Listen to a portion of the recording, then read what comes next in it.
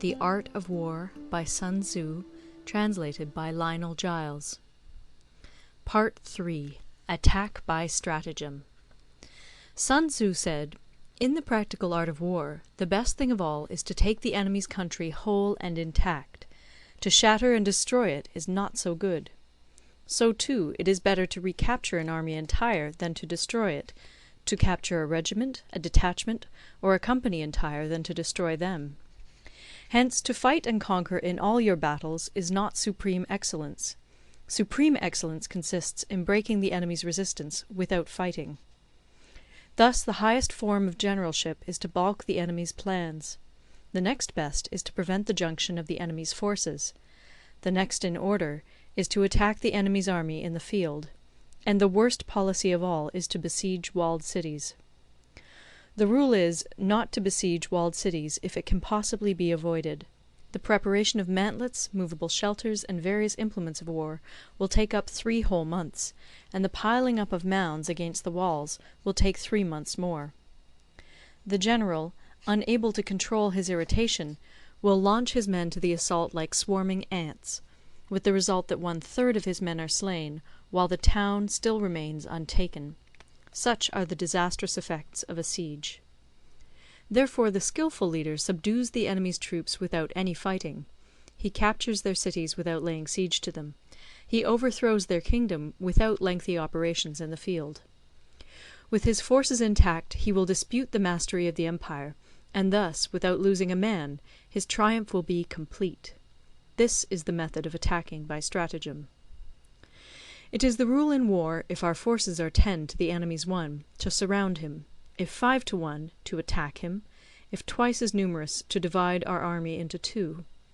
If equally matched, we can offer battle; if slightly inferior in numbers, we can avoid the enemy; if quite unequal in every way, we can flee from him. Hence, though an obstinate fight may be made by a small force, in the end it must be captured by the larger force. Now the general is the bulwark of the state.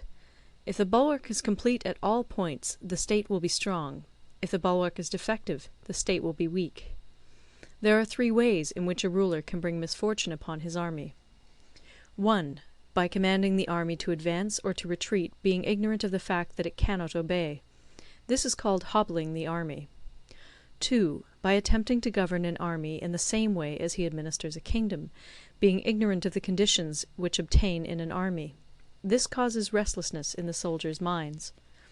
3. By employing the officers of his army without discrimination through ignorance of the military principle of adaptation to circumstances. This shakes the confidence of the soldiers. But when the army is restless and distrustful, trouble is sure to come from the other feudal princes.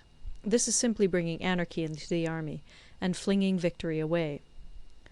Thus we may know that there are 5 essentials for victory. 1.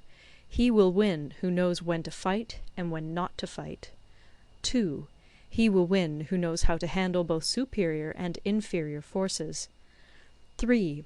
He will win whose army is animated by the same spirit throughout all its ranks. 4. He will win who, prepared himself, waits to take the enemy unprepared. 5. He will win who has military capacity and is not interfered with by the sovereign. Hence the saying, if you know the enemy and know yourself, you need not fear the result of 100 battles.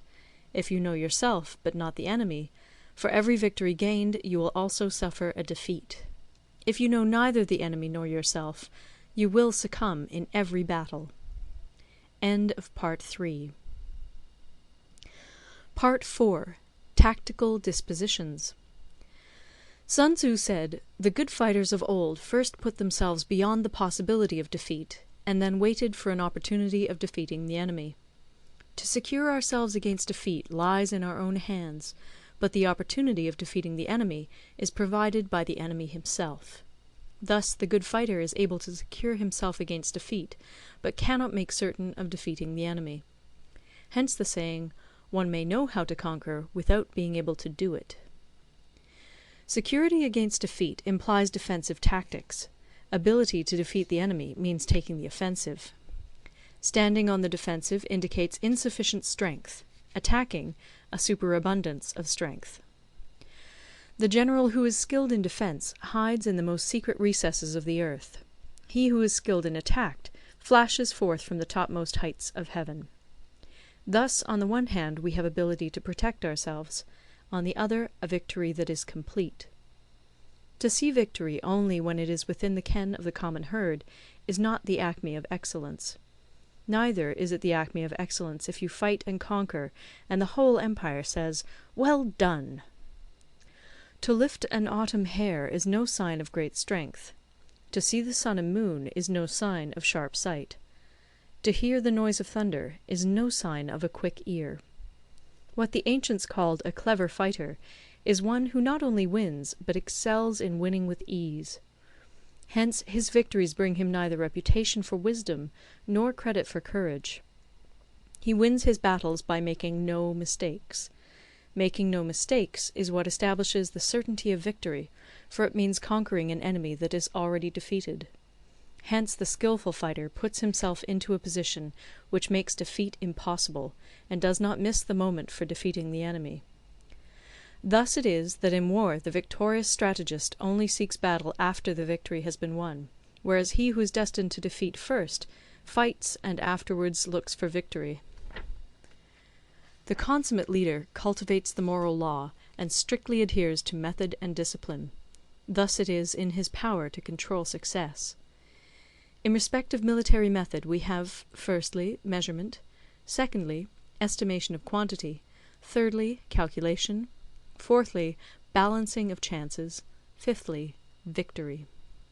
Measurement owes its existence to earth; estimation of quantity to measurement; calculation to estimation of quantity; balancing of chances to calculation; and victory to balancing of chances. A victorious army opposed to a routed one is as a pound's weight placed in the scale against a single grain.